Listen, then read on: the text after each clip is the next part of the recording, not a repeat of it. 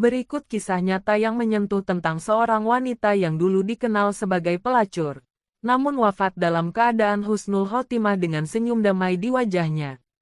Kisah ini mengandung hikmah besar tentang taubat, kasih sayang Allah, dan harapan bagi siapa saja yang ingin kembali ke jalannya.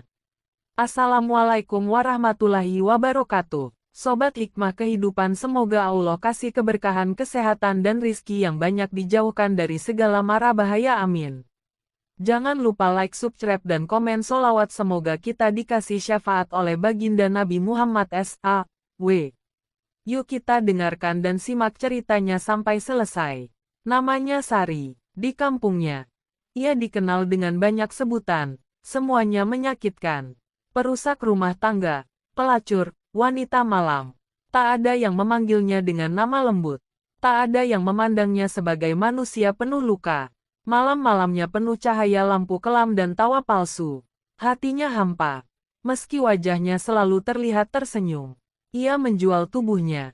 Bukan karena bangga, tapi karena keadaan. Orang-orang hanya melihat laknatnya. Tak pernah peduli kisah di baliknya. Namun Allah tahu isi hati yang terdalam. Suatu malam, hujan turun deras.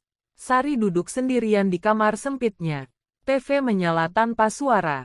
Tangannya gemetar memegang cermin kecil. Di sana, ia melihat wajahnya, letih, kosong, dan asing. Ya Allah, aku capek, bisiknya, lirih. Air mata jatuh untuk pertama kalinya setelah sekian tahun. Di tengah malam itu, Sari sujud untuk pertama kali sejak ia masih remaja. Sujud dengan tubuh gemetar, menjerit tanpa suara. Ia memohon ampun, dengan hati yang benar-benar pasrah. Besoknya, Sari mendatangi masjid.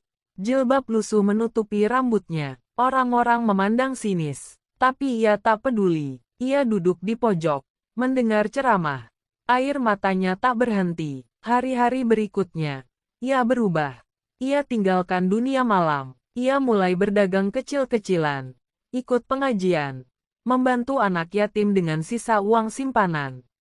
Namun cemoohan masih datang. Percuma, dosa itu nggak akan hilang cuma pakai mukena. Sari hanya tersenyum. Dalam diam, ia menanggung luka dan terus berdoa. Ia tahu, Allah lebih tahu isi hatinya daripada manusia yang menghakimi. Suatu hari, Sari pingsan saat sedang mencuci piring di warung tempatnya bekerja. Ia dibawa ke puskesmas, lalu dirujuk ke rumah sakit. Dokter berkata, kanker stadium akhir. Ia hanya diam, tak ada ratapan. Di malam terakhirnya, ia minta dibacakan surat Ar-Rahman oleh seorang ustazah yang pernah membimbingnya. Fabi ayyi ala ayyi rabbikuma tukadzibaan. Maka nikmat Tuhanmu yang manakah yang kamu dustakan? Saat ayat itu diulang-ulang, Sari tersenyum pelan, dan hembuskan nafas terakhirnya. Yang mengejutkan semua orang, wajahnya bersinar, matanya tertutup rapat dengan tenang, dan senyumnya masih terukir jelas. Ustazah yang memandikannya berkata dengan gemetar, "Aku belum pernah melihat jenazah seindah ini." Warga kampung pun datang, banyak yang menunduk malu. Tangis pelan terdengar dari orang-orang yang dulu mencemooh. Di atas pusaranya, seorang anak yatim yang sering dibantunya berdoa, "Ya Allah, terimalah Ibu Sari di sisimu, dan terimalah dia di surgamu ya Allah." Allah bukan melihat siapa kamu di masa lalu, tapi siapa kamu saat kembali kepadanya. Husnul Khotimah bukan hak eksklusif orang yang tampak baik, melainkan hadiah bagi siapa saja yang benar-benar kembali. Garis bawah. Sesungguhnya Allah mencintai orang-orang yang bertaubat dan mensucikan diri.